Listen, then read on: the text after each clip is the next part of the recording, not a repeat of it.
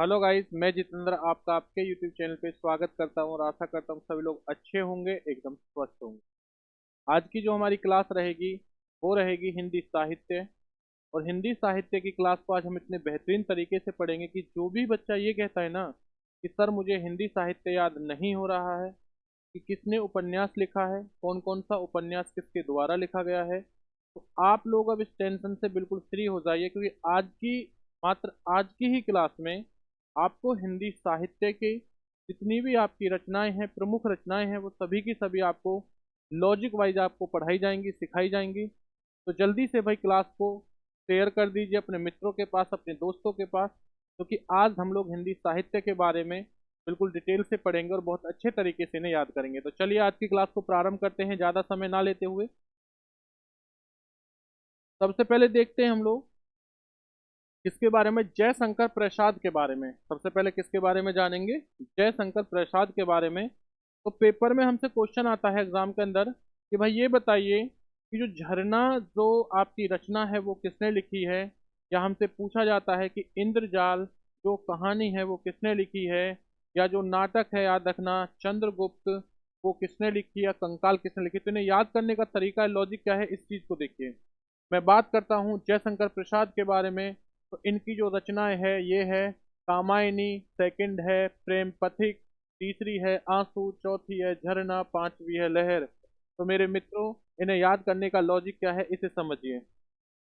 जयशंकर, जयशंकर से याद रखना आप भाई भोलेनाथ। किसको याद रखेंगे हम लोग? भोलेनाथ। यानी भोलेनाथ का एक नाम क्या है? शंकर भी है। तो अब शंकर से आप लोग लगा लीजिए कि भैया शंकर जी को याद रखना प्रेम हो गया था किसे? कामनी से। शंकर जी को प्रेम किससे हो गया था? कामनी से हो गया था। तो कामनी से याद रखना कामायनी। और भैया क्या हो गया था? प्रेम हो गया था। और प्रेम होने के साथ साथ वो प्रेम के रास्ते पर चल निकल चुके थे, यानी कि प्रेम पथिक हो जाएगा। तो हमसे पूछा जाए कि भाई ये बताइए कामायनी जो पुस्तक है, रचना है, वो किसने लिखी है? बच्चे याद रखना ये लिखी है जयशंकर प्रसाद ने। तो जयशंकर को किससे प्यार हुआ? कामनी से प्यार हुआ। तो प्यार होने के बाद प्रेम हो गया, वो किस पर चल गए? प्रेम पथिक पर चल गए। और जब प्रेम किया है तो कहीं ना कहीं भाई आपके आंसू निकलना स्वाभाविक है। तो प्रेम में उनके क्या निकल आए? आंसू निकल आए।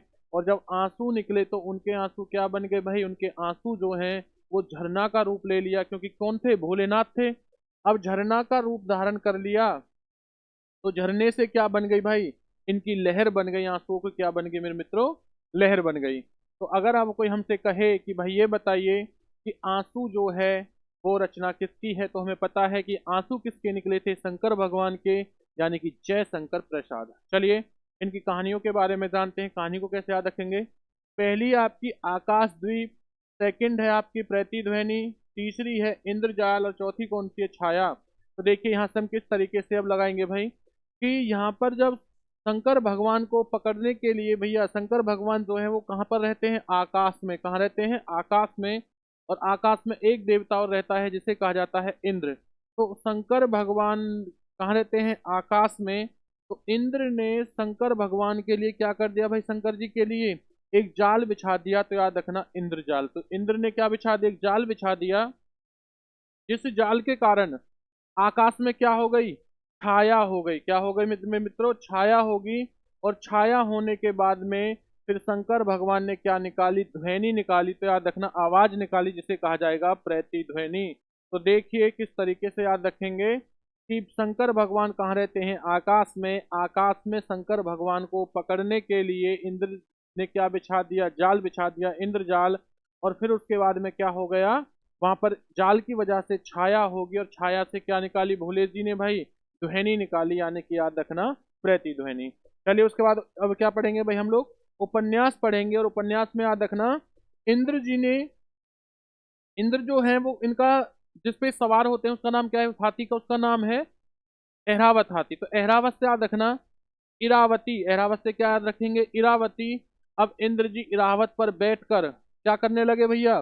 तितली को पकड़ने लगे। और तितली को पकड़ने के लिए वो उनके पास जो अस्त्र था वो कौन था? कौन सा था? वो कंकाल वाला अस्त्र था। तो याद रखना एहरावत से याद रखना इरावती, कंकाल अस्त्र था तो कंकाल हो जाएगी। और किसे पकड़ने लगे भाई? तितली को पकड़ने लगे। तो मेरे मित्रों याद रखना, अब अगर हमसे पूछा जाए कि कंकाल किसने लिखी है तो जयशंकर ने लिखी है। पूछा जाए झरना किसने लिखी है तो जयशंकर ने लिखी है। उसी के बाद ध्यान दीजिए, हम लोग आगे बढ़ते हैं। इसके बाद में चंद्रगुप्त, स्कंदगुप्त और आपका ध्रुव स्वामिनी, ये किसने लिखा है तो याद रखना, चंद्रगुप्त और स्कंदगुप्त कौन थे, ये भोले जी के क्या थे, दो शिष्य थे। और भैया इन्होंने भोले जी को क्या माना था, शंकर जी को क्या माना था, स्वामी माना था। तो याद रखना ध्रुव स्वामी। तो इस तरीके से भाई हमने जयशंकर की जितनी भी प्रमुख रचनाएं थी उनके बारे में अच्छे से जाना। आप लोग बिल्कुल टेंशन ना लीजिए, बिल्कुल ऐसे ही चुटकियों में हम आपको ऐसे ही आपको याद करा देंगे। चलिए अब जानेंगे मुंशी प्रेमचंद के बारे में। और मुंशी प्रेमचंद की जो उपन्यास हैं वो कौन कौन से हैं, प्रतिज्ञा, सेवा सदन, गोदान, कर्मभूमि, रंगभूमि, प्रेमा या प्रेमाश्रय, निर्मला, मंगलसूत्र और वरदान। अब इनकी जो नाटक थी वो कौन सी थी, बड़े घर की बेटी, पूस की रात, मानसरोवर, ईदगाह या कफन। तो हम लोग याद कैसे रखेंगे, अब देखिए मुंशी प्रेमचंद, तो भाई जहां प्रेम नाम आ गया वहां तो प्रेम होना ही होना है। तो देखिए मुंशी जी को ध्यान देना भाई, प्रेम हो गया। तो भाई जब मुंशी जी को प्रेम हुआ, प्रेमा हो गया, तो वो प्रेमा किससे हो गया, वो हो गया मेरे मित्रों निर्मला जी से। किससे हुआ, निर्मला जी से हुआ। और जब इन्होंने निर्मला जी से प्रेम हुआ तो इन्होंने एक प्रतिज्ञा ली, इन्होंने एक प्रतिज्ञा ली।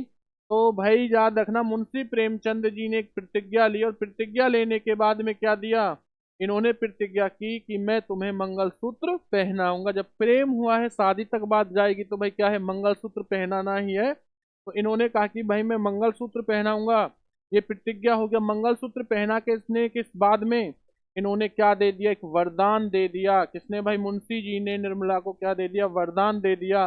अब वरदान में निर्मला जी ने क्या कह दिया कि भाई मुझे तो गोदान देना है, मुझे सेवा करनी है। तो सेवा से याद रखना, निर्मला जी ने मुंशी जी की सेवा के लिए कहा तो सेवा सदन हो जाएगा, और सेवा के बदले में क्या देंगी, ये गोदान करेंगी।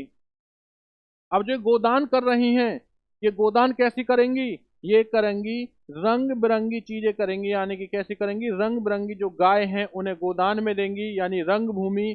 और इनका गोदान करना क्या है, कर्म है। तो याद रखना ये हो जाएगा आपका कर्म भूमि। अब जब इन्हों की कर्म भूमि है तो ये दोनों के दोनों यानी मुंशी प्रेमचंद और निर्मला जी क्या हो गए, एक दूसरे पर भैया प्रेमाश्रय हो गए, यानी कि आश्रित हो गए। तो ये हो जाएगा प्रेमाश्रय। अब इसी के बाद जो निर्मला जी थी वो कहाँ पर थी, वो एक बड़े घर की बेटी थी। कैसे घर की बेटी थी, बड़े घर की बेटी थी। तो पूस की रात में, बड़े घर की बेटी थी, पूस की रात में मानसरोवर झील के बाद में ईद का दिन था उस समय। भैया ये किसका इंतजार कर रहे थे, ये इंतजार कर रहे थे कफन का। किसका इंतजार कर रहे थे, ये इंतजार कर रहे थे मेरे मित्रों कफन का। तो ध्यान देना, अब कैसे याद रखेंगे, मुंशी जी जो हैं इन्हें प्रेम हो गया, किसके साथ हो गया, निर्मला जी के साथ।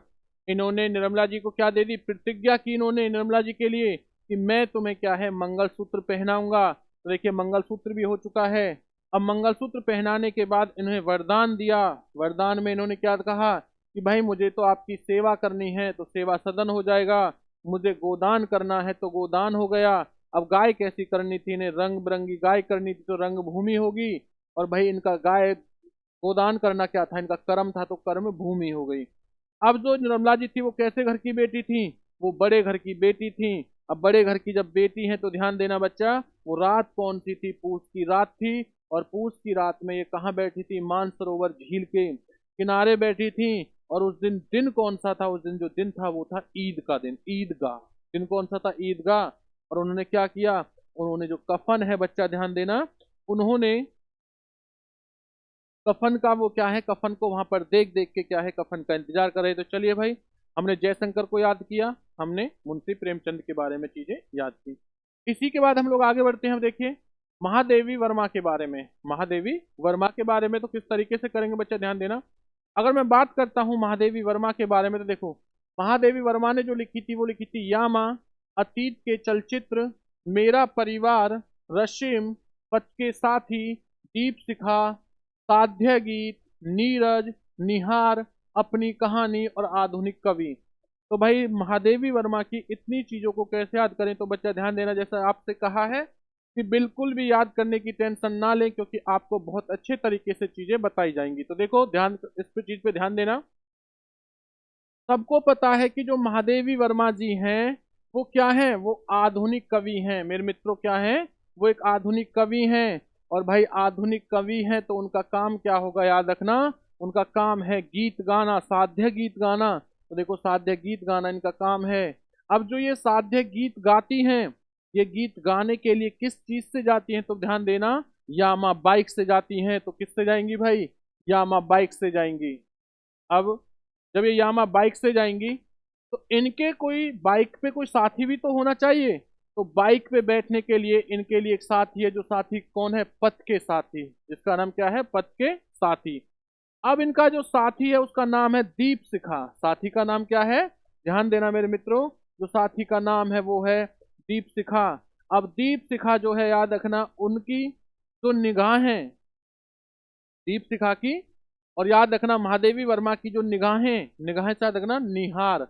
तो ये निहार किसको रही थी, ये निहार रही थी नीरज को। किसको निहार रही थी मेरे मित्रों, नीरज को निहार रही थी।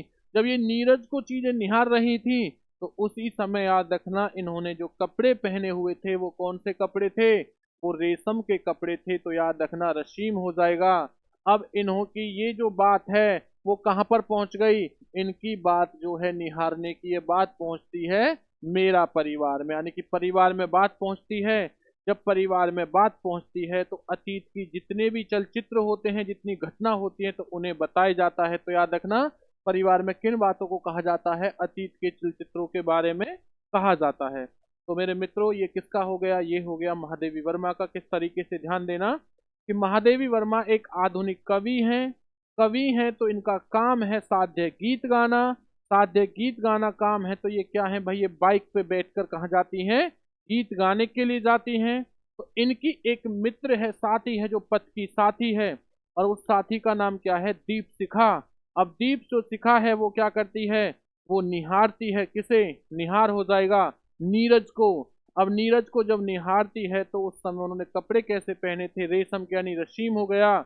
और इसी के साथ साथ उनका क्या हो गया भाई मेरे मित्रों, उन ये बात उनके परिवार में पता चली, यानी मेरा परिवार। और परिवार में फिर क्या है, पुरानी कहानी पूछी, यानी अतीत के चलचित्र के बारे में जाना गया। तो चलिए हम लोगों ने महादेवी वर्मा के बारे में, चीजों के बारे में जाना। अब पढ़ेंगे रामधारी सिंह दिनकर के बारे में। तो देखिए, अगर मैं बात करता हूं रामधारी सिंह दिनकर के बारे में, तो इनकी कौन कौन सी, देखो रामधारी यानी जिसने भाई राम का रूप धारण किया है। तो राम का रूप धारण करने वाले कौन थे, राम का रूप धारण करने वाले थे श्री कृष्ण भगवान। और श्री कृष्ण का, यानी कि मैं कह सकता हूं कि राम भगवान ने धारण कर रखा था क्या, चक्र। देखो तो एक बार मैं पहले वो आपको पढ़ा देता हूँ कौन कौन से, उसके बाद फिर लॉजिक के साथ।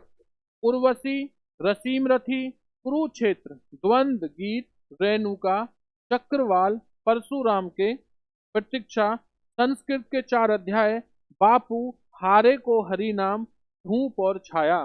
तो ध्यान देना, आप कैसे याद रखेंगे, तो रामधारी हैं, राम का रूप धारण करने वाले थे कृष्ण भगवान। तो बच्चा ध्यान देना कि भैया उन्होंने, राम जी ने क्या धारण कर रखा है, कृष्ण भगवान ने चक्र धारण कर रखा है, चक्रवाल। क्या धारण कर रखा है, चक्र कर रखा है, चक्रवाल। अब भाई कृष्ण भगवान ने कौन सा युद्ध, बहुत बड़ा युद्ध किया था, एक बहुत बड़ा युद्ध हुआ था, जिस युद्ध को जानते कुरुक्षेत्र के नाम से। तो भैया चक्र धारण करके ये कहाँ पहुंच गए, कुरुक्षेत्र में पहुंच गए। और कुरुक्षेत्र में क्या हो गया, द्वंद हो गया, यानी कि द्वंद गीत के बारे में कहा गया।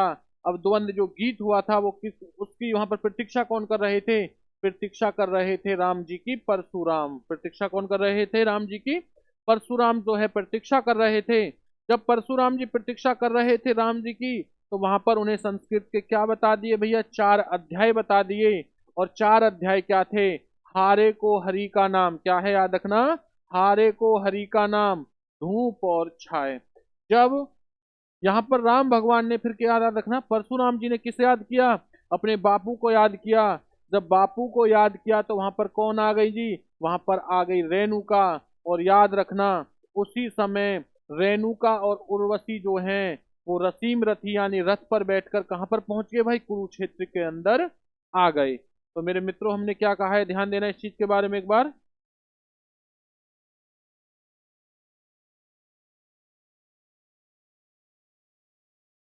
ध्यान देना इस चीज के बारे में। मैंने बोला है रामधारी, तो राम भगवान का रूप धारण करने वाले कौन थे? श्री कृष्ण भगवान। तो श्री कृष्ण भगवान का काम क्या है? चक्र को धारण करना। तो मैं कह सकता हूँ चक्रवाल। देखो एक नाम आ रहा है चक्रवाल। अब चक्रवाल के साथ साथ इन्होंने क्या किया? इन्होंने जी कुरुक्षेत्र के युद्ध में भी हिस्सा लिया। कुरुक्षेत्र के युद्ध में हिस्सा लिया किसने? श्री कृष्ण भगवान ने। तो रामधारी हो जाएगा, राम जी ने किसमें ले लिया? कुरुक्षेत्र में हिस्सा ले लिया। वहां पर द्वंद्व गीत इन्होंने गाया। द्वंद्व गीत गाया तो याद रखना उस समय वहां पर कौन? परशुराम जी हैं, वो राम भगवान की प्रतीक्षा कर रहे थे। तो परशुराम के प्रतीक्षा, अब परशुराम जी की जो प्रतीक्षा हो रही थी, तो उसी समय उन्होंने संस्कृत के 4 अध्याय पढ़ाए। और अध्याय में क्या पढ़ाया? हारे को हरि का नाम और धूप का छाव। उसी समय इन्होंने बापू को पुकारा, तो भैया चले कौन आए रथ पर बैठकर? रथ पर बैठकर आए रथी आए, एक रेणुका और दूसरी कौन थी? उर्वशी। तो ये याद रखना, ये है भाई आपकी रामधारी दिनकर की क्या है? रामधारी सिंह दिनकर की प्रमुख जो आपके उपन्यास थे वो हैं। चलिए इसके बाद आगे बढ़ते हैं। अब देखिए, अब है इसके बाद में सुमित्रानंद पंत के बारे में। किसके बारे में? सुमित्रानंद पंत, यानी सुमित्रा नंदन पंत के बारे में। तो भैया याद रखना, यहाँ पर एक वर्ड आ रहा है नंदन, तो नंदन से याद रख लेना नंदी। नंदी से क्या रखेंगे भाई? नंदी। और अगर मैं नंदी की बात करता हूँ मेरे भाइयों, तो नंदी किसकी थी? नंदी था तो नंदी होते हैं, सांड बोलते हैं जिन्हें नंदी, यानी भगवान जो शिव के कौन थे याद रखना, जो वहां पर आसपास जो गण होते हैं उन्हें नंदी कहा जाता है।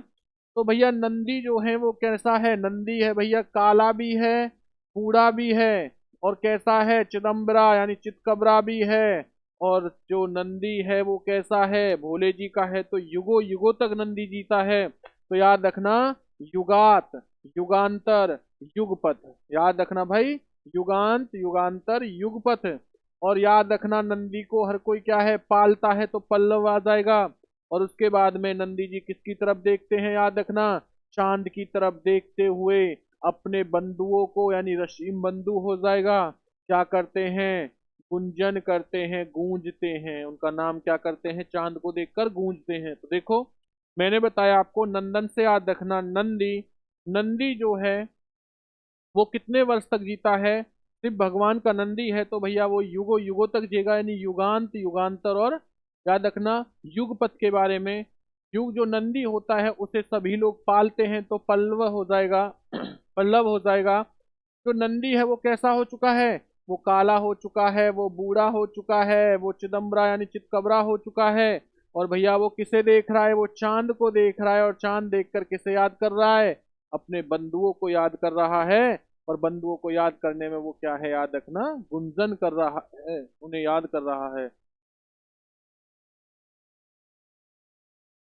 तो मेरे मित्रों याद रखना सुमित्रा जो नंद पंथ हैं वो हमारे भाई याद हुए। अब भी अगर कोई बच्चा ये कहीं सर हमें याद नहीं हो रहा है, तो याद रखना इससे बेहतर इन रचनाओं को याद करने का कोई दूसरा तरीका नहीं है।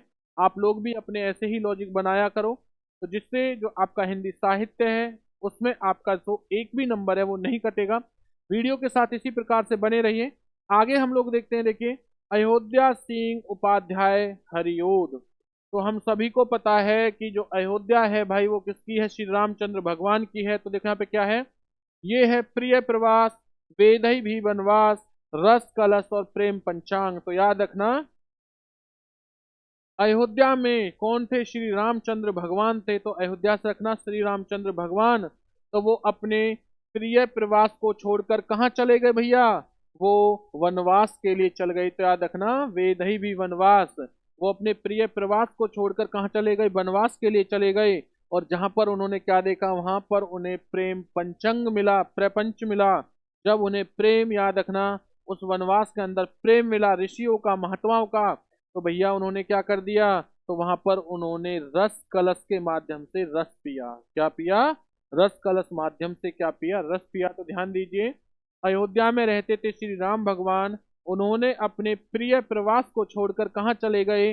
वो चले गए अपने देही, वेदही का मतलब देही यानी शरीर को लेकर कहाँ चले गए?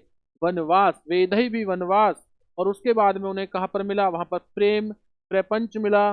जब प्रेम प्रपंच मिला तो भैया वो वहां पर क्या पीने लगे? रस पीने लगे। किस में भर के? कलश में भर के रस पीने लगे। तो मेरे मित्रों इसी तरीके से आपकी जो चीजें हैं वो इसी तरीके से हम लोग कंटिन्यू करते रहेंगे। तो वीडियो को जितना ज़्यादा हो सके शेयर कीजिए अपने मित्रों के पास, अपने दोस्तों के पास। देखिए, उसी के बाद आगे बढ़ते हैं। अब है आपका सुमित्रा नंदन पंत के बारे में, थोड़ा ध्यान देना। ये कौन है? ये तो हम पढ़ चुके हैं भाई, सुमित्रा नंदन जो पंत है वो पढ़ चुके हैं। ये है इसके बाद मैथिली शरण गुप्त के बारे में। किसके बारे में? मैथिली शरण गुप्त के बारे में। तो कैसे याद रखेंगे मैथिली शरण गुप्त को?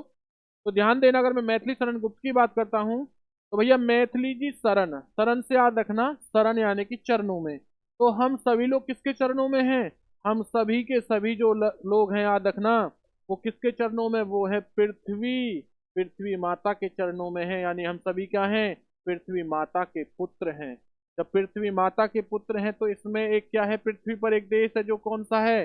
भारत, जिसका नाम क्या है? भारत, याद रखना। तो भारत जो है वो पृथ्वी का क्या है? पुत्र है। यानी कि भारत कहाँ है? पृथ्वी का पुत्र है, तो शरण में है। और भैया इस भारत के अंदर एक प्रमुख स्थान है जिसका नाम क्या है? पंचवटी। क्या नाम है? पंचवटी। अब इस पंचवटी के बारे में भैया किसने कह दिया? इस पंचवटी के बारे में कहा गया कि पंचवटी में तो रहती हैं यशोधरा जी। यशोधरा माता कहाँ रहती हैं? पंचवटी में रहती हैं। उसी समय पंचवटी में रंग में भंग कर दिया। तो रंग में भंग करने वाले कौन थे? याद रखना, वो थे जयद्रथ। कौन थे? जयद्रथ वध।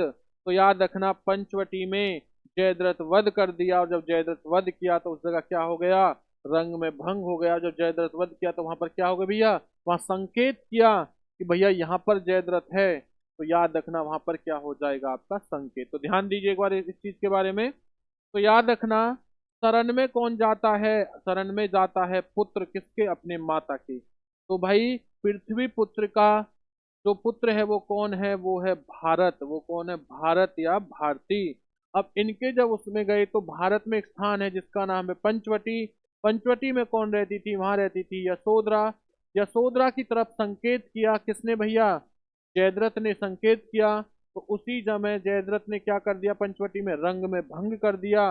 और उसी जगह जयद्रथ का क्या कर दिया? वध कर दिया। तो जयद्रथ वध। तो ये सभी के सभी किसके हो गए? मैथिली शरण गुप्त के। चलिए, देखो किस तरीके से याद रहेंगे, आप लोग कमेंट्स करके मुझे बताएंगे। अगर मैंने यहां पर कह दिया, ये बताइए भाई मुझे, इंद्रजाल किसने लिखी है? मैंने आपको बताया था इंद्रजाल, इंद्र ने जाल किसके लिए बताया था भाई? शिव भगवान के लिए। तो शिव का मतलब क्या था? शंकर। तो क्या नाम बताओ? जय शंकर प्रसाद। देखो याद हुआ नहीं हुआ? अब जैसे मैं आपसे कहने लगूं, भाई ये बताइए मुझे, कंकाल किसने लिखे? कंकाल। तो भैया कंकाल का अस्त्र किसका था? कंकाल का अस्त्र इंद्र जी का। तो किसका? जयशंकर प्रसाद के बारे में। आप इन्हें एक से दो बार इस वीडियो को देखिए तो आपको पता चल जाएगा कि किस तरीके से हमें ये याद होंगी।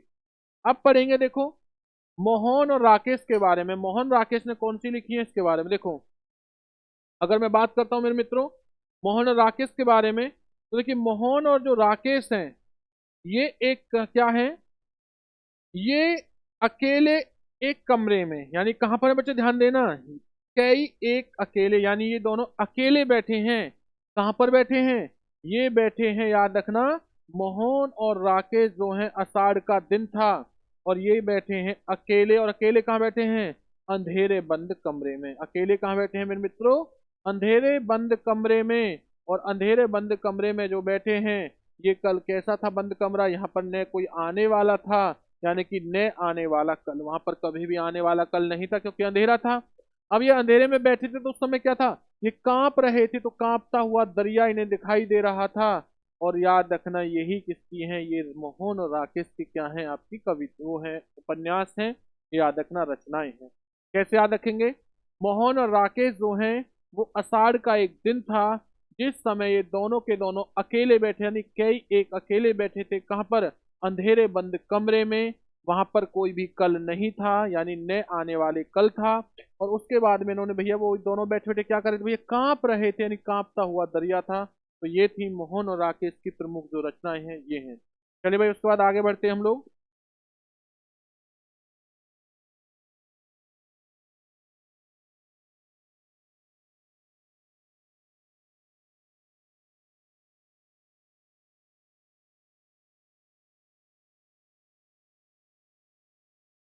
चलिए एक बार इसके बारे में देखते हैं। देखिए, हिंदी में सर्वप्रथम कौन है, इस चीज के बारे में निगाह लगा लेते हैं, फिर बीच में आपकी कुछ और रचनाएं लेके आएंगे। तो इसी तरीके से भाई बने रहिए, वीडियो के साथ कंटिन्यू बने रहिए, क्योंकि जितनी भी आज की प्रमुख रचनाएं हैं सबकी सबको पढ़ेंगे। हिंदी के में सर्वप्रथम, तो अपभ्रंश के जो प्रथम कवि थे बच्चा याद रखना, महाकवि कौन थे, तो ये महा जो कवि थे वो थे स्वयंभू। और अगर मैं स्वयंभू की बात करता हूं तो स्वयंभू ने क्या लिखी थी, एक रचना लिखी थी, और जिस काव्य या रचना का जो नाम था वो क्या था याद रखना, जिसका नाम था राम काव्य। क्या नाम था, राम काव्य। और राम काव्य को संस्कृत भाषा में क्या कहते थे बच्चा याद रखना, इसे कहा जाता था चौ पऊ।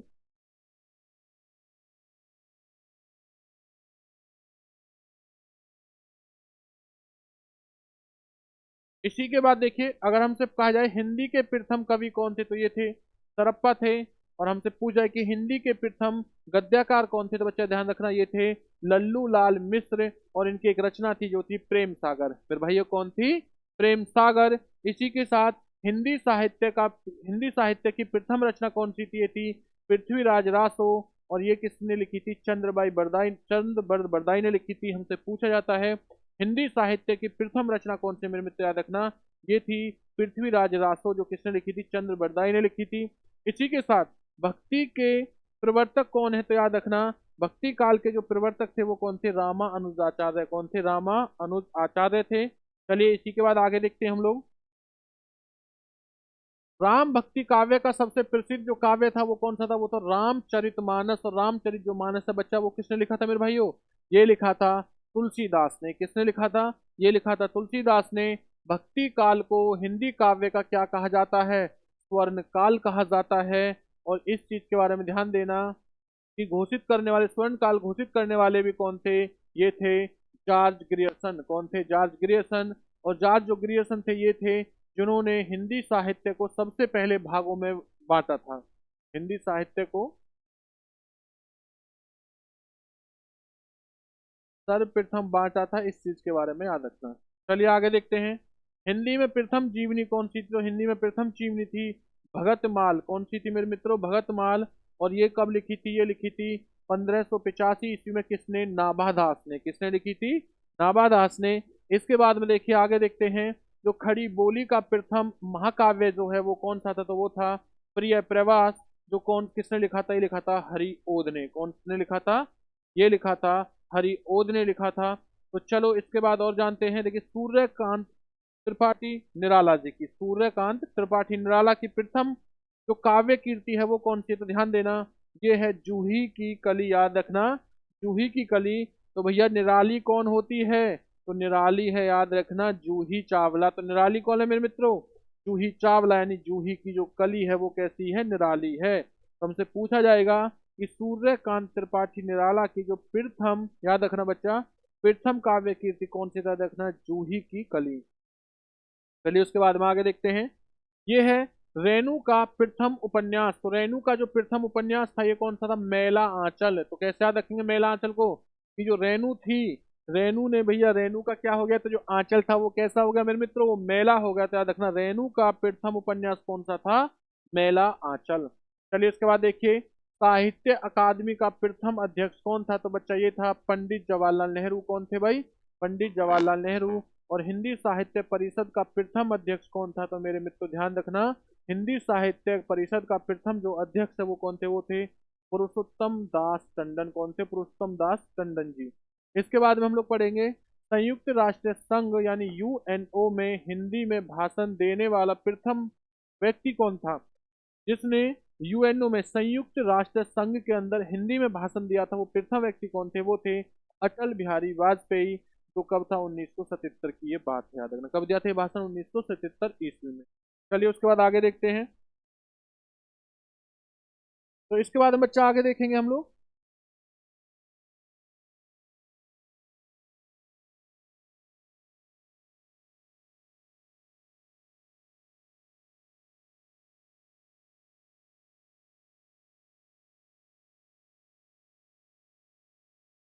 देखिए हजारी प्रसाद द्विवेदी के बारे में जानेंगे। हजारी प्रसाद द्विवेदी, तो देखो भैया 1000 रुपए का प्रसाद हमें लेना है, तो प्रसाद में हम लोग क्या लेंगे, देखो इनकी कौन सी, हजारी प्रसाद द्विवेदी की हैं अशोक के फूल बसंत आ गए। तो याद रखना हजारी प्रसाद से याद रखना हमें 1000 रुपए का प्रसाद लेना है। तो भैया प्रसाद लेंगे फूलों का, तो फूल कब खिलते हैं? बसंत। तो याद रखना बसंत आ गया, और बसंत में किसके फूल लेंगे? अशोक के फूल। तो दोनों की दोनों रचनाएं हमारी याद हो गई। उसके बाद है नरपति नाल्ह। नरपति जो याद रखना आपका नाल्ह है, ये किसने लिखी थी? इसकी एक ही है, बिसल देवरासो। इसे याद, लॉजिक भी कोई ऐसा नहीं है, आप लोग इसे खुद से भी याद कर सकते हो, याद रखना। नेक्स्ट है हरिशंकर परसाई की कौन सी है? तो भैया हरिशंकर जो हैं वो उनकी जो परछाई है, परछाई से याद रखना परछाई, वो कैसी हो गई? वो ठिठुर गई। कब ठिठुर गई भैया? जब गणतंत्र का समय था, तो इनकी जो परछाई है वो ठिठुर गई। तो याद रखना परछाई से याद रखना ठिठुरता हुआ गणतंत्र। कौन सा हो जाएगा? ठिठुरता हुआ गणतंत्र। चलिए उसके बाद हम लोग ध्यान देते हैं, आगे देखिए। नेक्स्ट है भारतेंदु हरिचंद के बारे में। तो अगर भारतेंदु हरिचंद की मैं बात करता हूं तो मेरे मित्र याद रखना इसमें है, देखो भारत तेंदु। तो भारत तेंदु से याद रखना हरिश्चंद्र भी है और भारत का तेंदुआ भी है। तो तेंदु भैया, तो इसे कैसे याद रखेंगे? देखो जो तेंदुआ है याद रखना, ये इसने किस पे हमला कर दिया? तेंदुआ ने भैया, देखो पहले आधुनिक हिंदी का पिता कहा जाता है भारतेंदु हरिचंद को। और इनकी प्रमुख रचनाएं कौन सी थी? इनकी रचनाएं थी पूर्ण प्रकाश, भारत, दुर्दशा, चंद्र प्रभा, प्रेम फुलवारी, रत्नावली और अंधेरी नगरी। तो याद रखना ये कौन सी आपकी? भारतेंदु हरिचंद। तो याद कैसे रखेंगे? तेंदुआ, तेंदु से याद रखना भैया तेंदुआ। और तेंदुआ ने क्या कर दिया? तेंदुआ ने अंधेरी नगरी में, यानी कि अंधेरी नगरी में क्या कर दिया? हमला कर दिया। और जो हमला किया था वो किस पे कर दिया भैया? वो चंद्र प्रभा पर कर दिया। किस पे कर दिया? चंद्र प्रभा पर किया। और जब चंद्र प्रभा पर किया तो कहां पर कर दिया? फुलवारी के मैदान में, यानी कि कहां पर कर दिया? चंद्र प्रभा फूल लेने के लिए गई थी, तो उसी जगह प्रेम फुलवारी में इस पर हमला कर दिया। जब हमला किया तो हमला करने के बाद याद रखना कि उसकी जो दुर्दशा है, यानी कि जो भारत की दुर्दशा, यानी कि चंद्र प्रभा की जो दुर्दशा है वो खराब हो गई। जब खराब हो गई तो इस बात पर क्या हुआ भैया? प्रकाश डाला। तो याद रखना उस बात पर प्रकाश डाला कि भैया अंधेरे नगरी में तो चंद्र प्रभा पर क्या कर दिया? तेंदुआ ने हमला कर दिया। और इसीलिए याद रखना उसके इलाज में क्या लगाए गए? रत्नावली। से याद रखना रतन लगाए गए, यानी रतन का मतलब क्या हो गया? जो पैसा होता है, आभूषण होता है, रतन लगाए, रत्नावली। याद रखना भाई। तो देखिए हम लोगों ने भारतेंदु हरिचंद की जो प्रमुख रचना है उनके बारे में जाना। क्या बताया था मैंने आपको? कि तेंदु से याद रखना तेंदुआ। तेंदुआ ने अंधेरी नगरी में हमला किया, और अंधेरी नगरी में हमला किस पे कर दिया? चंद्र प्रभा पर कर दिया। चंद्र प्रभा पर जब हमला किया तो वो हमला किया उसने फुलवारी में, याद रखना प्रेम फुलवारी हो जाएगा। और जब प्रेम फुलवारी पर हमला किया तो भाई चंद्र प्रभा की जो दुर्दशा है वो कैसी होगी भारत में? वो भारत में दुर्दशा उसकी खराब हो गई। जब भारत में दुर्दशा खराब हुई तो उसी बात पर क्या डाला? प्रकाश डाला। बात पर क्या डाला? पूर्ण प्रकाश डाला। चलिए उसके बाद देखिए। इसके बाद है आपका राम वृक्ष बेनीपुरी। तो याद रखना भैया जो बेनीपुरी है, भैया बेनीपुरी का काम क्या है? वृक्ष के नीचे माटी की मूर्ति बनाना। क्या हो जाएगा? राम वृक्ष का, यानी राम भगवान जी ने क्या कर दिया भैया? वृक्ष के नीचे माटी की मूर्ति बना दी। याद रखना कहाँ पर? बेनीपुरी में। चलिए भाई इसी के साथ आगे बढ़ते हैं हम लोग। ये है धर्मवीर भारती के बारे में। कौन सा है? धर्मवीर भारती के बारे में। तो इनके उपन्यास जो हैं गुरहाओं का देवता, सूरज का सातवां घोड़ा, निबंध है ठेले पर हिमालय, रचना है अंधा युग ठंडा लोहा, कहानी है मर्दों का गांव बंद गली। तो याद रखना भैया कैसे? धर्मवीर भारती से याद रखना कि भारती जो है वो क्या ढूंढ रही थी? वो भैया मर्द ढूंढ रही थी। तो उन्होंने वो पहुंच गई मर्द वाले गांव में। वो कहाँ पहुंच गई? वो पहुंच गई जी मर्द वाले गांव में पहुंच गई। और मर्द वाले जब गांव में पहुंची तो वो कहाँ पर मिली? वहां पर थी उस समय बंद गली। क्या थी भैया? बंद गली। तो गांव के अंदर थी बंद गली। अब जब बंद गली थी तो वहां पर क्या हो गया? वहां पर वो युग था अंधा। जब बंद गली थी तो युग कैसा था? युग था वहां पर अंधा। और युग जब वहां पर अंधा था तो याद रखना वहां जो लोहा था वो कैसा हो गया? अंधा युग में ठंडा हो गया। अब ये ध्यान देना, जब बंद गली थी तो बंद गली में, या हमें एक तरीके से हम इस चीज को बता सकते हैं, देखिए ये क्या है? ठेले पर हिमालय। तो वो जो भारती है वो ठेले के साथ क्या हो गई? वो ठेले पर बच्चा हिमालय पर पहुंच गई। और हिमालय जो है वो कौन सा था? वो मर्दों का गांव था हिमालय। और वहां पर क्या थी? एक बंद गली थी। इसी बंद गली के अंदर इन्होंने क्या कर दिया? वहां पर जो लोहा था वो ठंडा हो गया। लोहा ठंडा जो हुआ वहां पर क्या देखा? कि भैया गुनाहों का जो देवता है वो सूरज का क्या है? सातवां घोड़ा, वो क्या है, सूरज का सातवां घोड़ा। चलिए इसके बाद हम लोग आगे देखते हैं। देखिए इसके बाद क्या है आपका, ये है हरिवंश राय बच्चन के बारे में। एक बार मैं दोबारा ऊपर से बता देता हूँ, क्योंकि ऊपर 2 लाइनें मैं बोल चुका हूँ, तो भाई एक बार ध्यान देना, दोबारा से एक बार इसका अच्छे से वो करते हैं। तो मैं ऊपर वाले को एक बार एक्सप्लेन और कर देता हूँ अच्छे तरीके से, ताकि कोई अगर डाउट या कंफ्यूजन है तो वो ना रहे।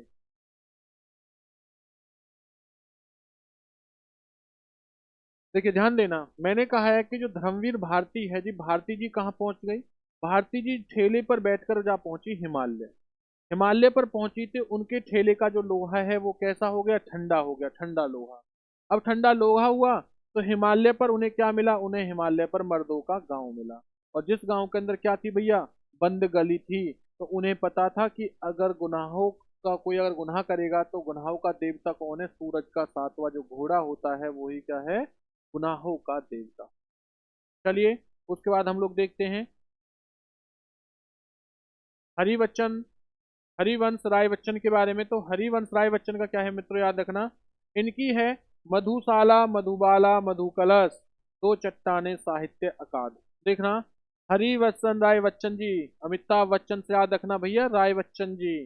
तो अमिताभ बच्चन जो है उन्होंने क्या किया, वो दो चट्टानों पर बैठ गए और वहां पर साहित्य की यानी क्या है, मूवी लिखने लगे।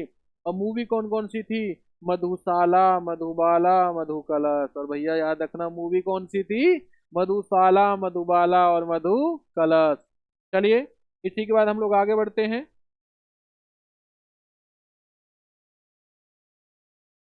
इसके बाद बच्चे ध्यान देना, यह है आपका सचिदानंद, हीरानंद, अज्ञे।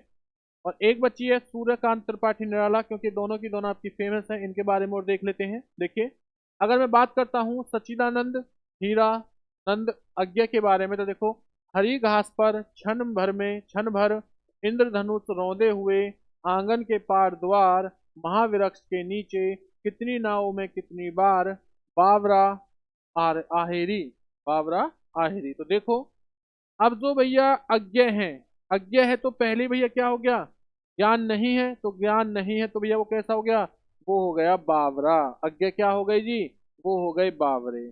अब जब बावरे हो गए तो भैया उन्होंने क्या कर दिया, उन्होंने आंगन के द्वार पर ही, यानी आंगन के पार द्वार, यानी कि उन्होंने आंगन के द्वार पर ही क्या उगा दी, उन्होंने उगा दी भैया हरी घास। हरी घास क्या कर दी, उन्होंने आंगन के द्वार पे उगा दी। तो वहां पर उन्होंने क्या कर दिया, एक महावृक्ष के नीचे बैठकर, याद रखना, महावृक्ष के नीचे बैठकर वो क्या देखने लगे, वो देखने लगे इंद्रधनुष सौंदे हुए, यानी इंद्रधनुष को वो देखने लगे। तो ये किसने लिखी थी, ये लिखी थी सचिदानंद, हीरानंद, अज्ञे ने। चलो इसके बाद आगे देखते हैं सूर्यकांत त्रिपाठी निराला के बारे में। रचना है अनामिका, परिमल, गीतिका, कुक्करमुत्ता, तुलसीदास, जूही की कली। और इनकी जो उपन्यास है वो कौन सा है, अप्सरा, अलका, निरूपम, आराधना, अर्चना, लिली, चतुरी, चमार। देखिए कैसा देखेंगे भैया, ये है निराला। तो निराली बात किसने कर दी भैया, जूही की कली ने क्या कर दी, जूही चावला ने भैया निराली बात कर दी। अब निराली बात में क्या कर दिया, निराली बात हो गई कि जो जूही चावला है वो किसकी तरह दिखती हैं, अप्सरा की तरह। किसकी तरह दिखती हैं, अप्सरा की तरह दिखती हैं। और अप्सरा की तरह दिखती हैं तो याद रखना, उस समय भैया क्या हो गया, उनका नाम रख दिया अर्चना। और अर्चना रखा तो उन्हें क्या दे दिया, लीली का फूल दे दिया। और लीली का फूल दिया किसने, चतुरी चमार ने दिया। तो याद रखना, जूही चावला को लिली का फूल किसने दिया था, चतुरी चमार ने दे दिया। और चतुरी चमार ने जब दिया तो याद रखना उस समय भैया कौन आ गए, उस समय जो है याद रखना तुलसीदास जो थे वो क्या कर रहे थे, वो आराधना कर रहे थे। और आराधना किसकी कर रहे थे, वो कर रहे थे अनामिका की। किसकी आराधना कर रहे थे, अनामिका की। उसी समय जो परमिल था भैया वो क्या गाने लगा, वो गीत गाने लगा, गीतिका हो जाएगा। और गीत गाने का काम कौन कर रहा था, कुक्कर मुत्ता कर रहा था। तो याद रखना, गीत गाने का काम कौन कर रहा था, कुक्कर मुत्ता कर रहा था। इसी के साथ साथ क्या है भाई, याद रखना, अलका और निरूपम, इन दो को आप लोग याद कर लीजिए। चलिए उसके बाद हम लोग आगे देखते हैं। अब जितनी भी आपकी और बच्ची हैं उनके बारे में भी देखते हैं। अब इसके बाद अगर मैं बात करता हूं तो बच्चे याद रखना, अगर मैं इस चीज के बारे में देखिए ध्यान दीजिए, भारतीय द्वारा देसी भाषा में प्रकाशित प्रथम पत्र कौन सा है? तो मेरे भाई याद रखना वो है आपका संवाद कौमुदी। और ये कब लिखा था? ये 1821 ईस्वी में लिखा था। और किसने लिखा था? ये लिखा था राजा राम मोहन राय ने लिखा था। और प्रथम हिंदी पत्र कौन सा है? उदत मार्तंड है, जो 30 मई 1826 ईस्वी में लिखा गया है। और हिंदी के लिए प्रथम साहित्य अकादमी पुरस्कार कौन सा है? ये था, याद रखना किसे मिला था? ये मिला था हिमतरंगिणी को, जो किसने लिखी थी? माखनलाल चतुर्वेदी ने लिखी थी। और कब लिखी थी? 1954 ईस्वी में लिखी थी, 1954 में लिखी थी। ज्ञानपीठ पुरस्कार से सम्मानित जो प्रथम हिंदी साहित्यकार थे वो कौन थे? वो थे, याद रखना, सुमित्रा नंदन पंत थे। और इन्होंने कौन सी वो लिखी थी? चिदम्बरा लिखी थी। और कब लिखी थी? 1968 में लिखी थी। इस चीज के बारे में याद रखिए। देखिए, ज्ञानपीठ पुरस्कार से संबंधित प्रथम हिंदी महिला साहित्यकार कौन थी भैया? ये थी महादेवी वर्मा। और महादेवी वर्मा ने कौन सी वो लिखी थी? याद रखना, ये लिखी थी यामा। और यामा के लिए ही इन्हें क्या मिला था? ज्ञानपीठ पुरस्कार मिला था। और ये कब लिखी थी? 1982 ईस्वी में। अगला उसके बाद देखते हैं, प्रथम विश्व हिंदी सम्मेलन कब हुआ था? ये नागपुर में हुआ था 1975 में। इसी के साथ अगर हमसे पूछा जाए कि दूसरा विश्व हिंदी दिवस कब हुआ था, तो याद रखना ये हुआ था मेरे भाई, याद रखना ये हुआ था आपका मॉरिशस में हुआ था। और मॉरिशस में हुआ था 1976 ईस्वी में। कहाँ हुआ था? ये दूसरा विश्व हिंदी दिवस है जो मॉरिशस में हुआ था 1976 ईस्वी में। चलिए आगे देखते हैं, ज्ञानपीठ जो पुरस्कार के बारे में हम लोग जान लेते हैं कि ज्ञानपीठ जो पुरस्कार है ये भारत साहित्य के लिए किया जाने वाला सर्वोच्च पुरस्कार है। और इसकी स्थापना कब हुई थी? 1965 ईस्वी में हुई थी। 1965 ईस्वी में जो इसकी वो हुई थी, स्थापना हुई थी, इसमें कितने रुपए की राशि दी जाती है? 11 लाख की इसमें राशि दी जाती है। प्रथम जो विजेता थे वो कौन थे बच्चा? ध्यान देना, वो थे टी शंकर कुरुपन थे। और इन्होंने किस भाषा में लिखा था? मलयालम में लिखा था। और भारत के जो प्रथम महिला विजेता थी, ये कौन थी? आशा पूर्णा देवी थी, जिन्होंने किस में लिखा था? बांग्ला भाषा में लिखा था। और आखिरी विजेता कौन थे? याद रखना, अमिताभ घोष 2018 में जिन्हें मिला था। इसी के साथ साथ हम लोग देखेंगे कि ज्ञानपीठ पुरस्कार से सम्मानित जो व्यक्ति थे वो कौन कौन से हैं, याद रखना। तो टोटल कितने व्यक्ति हैं और उनमें से जो फेमस हैं वो कौन? देखिए, रचना देखेंगे, एक तरफ वर्ष और क्रम देखेंगे, और एक तरफ क्या है? साहित्य का। चिदम्बरा एक रचना थी, याद रखना ये कब हुई थी? 1968 ईस्वी में हुई थी। चौथा इसका क्रम था। और याद रखना ये किसने लिखी थी? ये लिखी थी सुमित्रा नंदन पंत ने। चलिए, तो उसके बाद देखते हैं, सेकंड देखते हैं उर्वशी। सेकंड कौन सी आपकी? उर्वशी। उर्वशी कब लिखी थी? 1972 ईस्वी में। कौन सा स्थान है इसका? 8वां है। और ये किसने लिखी थी? याद रखना, दिनकर ने लिखी थी। ये किसने की थी? दिनकर ने।